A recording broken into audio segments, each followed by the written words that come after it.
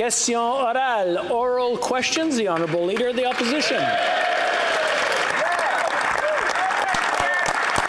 Yes, sir.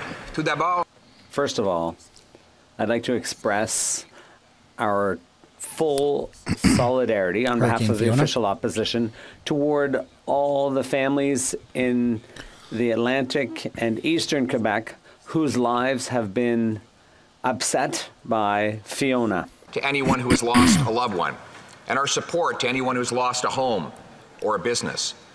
Side note, if you didn't already know this, Justin Trudeau's ArriveCan app has blocked immediate help coming up from Maine to help with Atlantic Canada. They had a difficulty crossing at the border. Just thought I'd put it out there.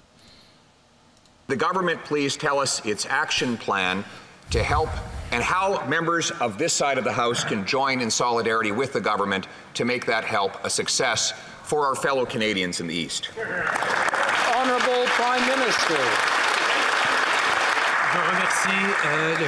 I'd like to thank the opposition leader for those comments and all members who've expressed solidarity with our friends in Atlantic Canada.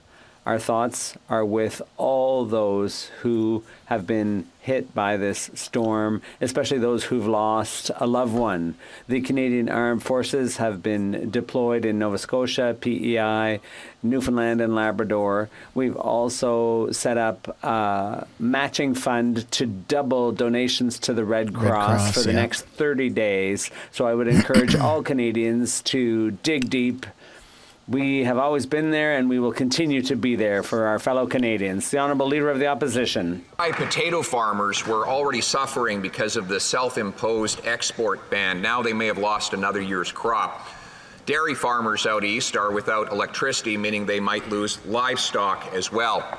Fishers are losing boats, wharfs, and other critical infrastructure. And traditional bureaucratic government programs are very slow to respond. What will the government do to speed up a response to help those who feed all of us get back on their feet? Right Honourable Prime Minister. They're going to increase taxes and make life more difficult, but somehow it'll be more affordable. Mr. Speaker, as early as last Tuesday, we started working with local communities on the ground, provincial leadership to prepare for what we knew would be a big storm coming. And indeed, when the storm hit, we were connecting immediately with premiers, with municipalities, with Indigenous leaders to make sure they were getting all the support they have and they need.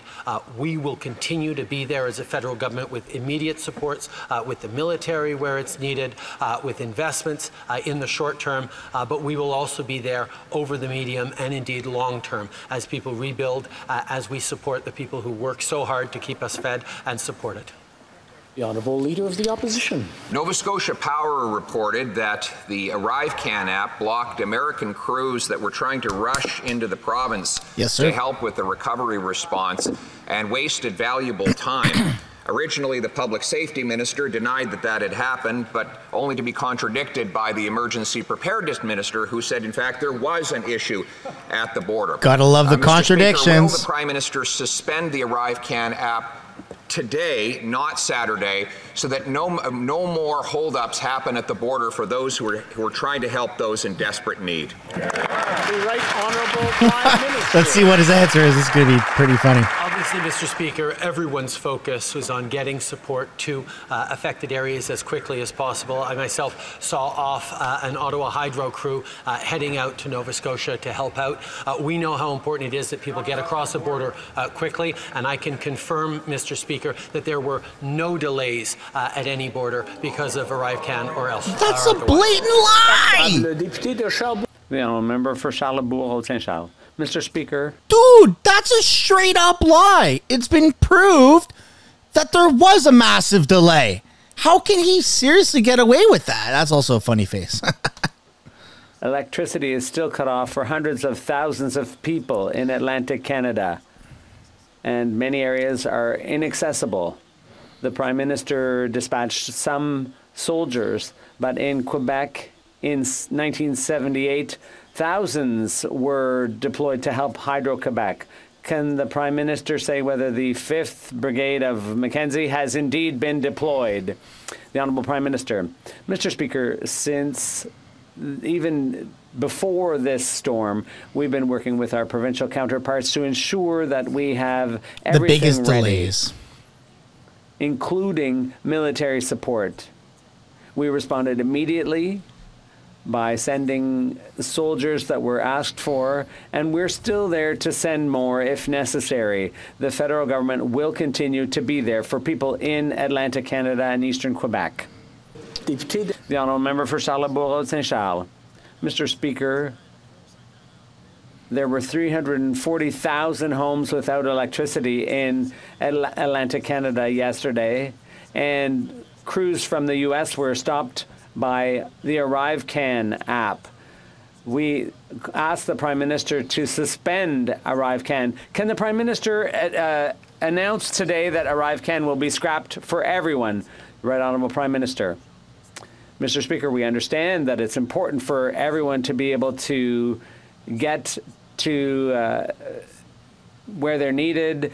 We have a team from Ottawa going to Nova Scotia this evening. We have teams coming from the U.S. We thank everyone for pitching in. But the fact is, Mr. Speaker, there was no delay at the border blatant because lie of Arrive Canada or anything else. There was no delay. We are helping make sure that all necessary help gets there quickly. The Honourable Member for I'm sure he would like to say that there's no delays even in personal transportation at the airports, because CPSA and all members who work for the federal government for borders are doing their job as quickly and as swiftly as they possibly can. And rest assured, there have never been any delays. Wink. Like, come on, man. It's been literally proven that that help that came said there was a delay. So how can the Prime Minister possibly say and think that he can get away with this, that him saying from his royal throne on King Crap Island that there was no delays? It's literally, if you still trust Justin Trudeau after this, I don't know what to tell you. He literally lies right to your face every single day. Thinks he can get away with it. Prairie. Mr. Speaker, Ottawa's ending COVID restrictions at the border. No more testing, no more masks, no more quarantine. Which brings me to health transfers. In 2021, the Prime Minister said he was considering increasing health transfers, but only after the crisis. He said, we'll sit down and talk with the provinces and territories about how to increase health transfers. But those conversations will have to take place after we've gotten through this current crisis. Mr. Speaker, if the crisis is behind us enough to end the COVID restrictions, that means it's time to call a summit on increasing health transfers. When's he going to do it?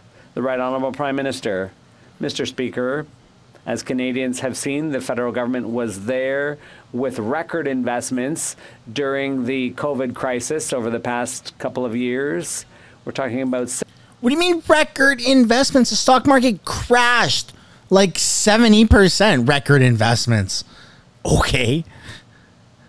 $72 billion in additional investments by the federal government in healthcare. And it's been months now. Our health minister and other ministers, including myself, we have been in conversation with our partners in the provinces to see precisely how we can continue to invest to get our health care system back on its feet. And we're going to do that together. Now, remember for... No, this is disgusting. He's blatantly lying to people, and I'm here to expose him every single day, which is why you should subscribe with post notifications on so you don't miss one crappy thing that comes out of Justin Trudeau's mouth with an obvious, very strong rebuttal from leading opposition, the Conservatives. Okay, thanks for watching. See you in the next one.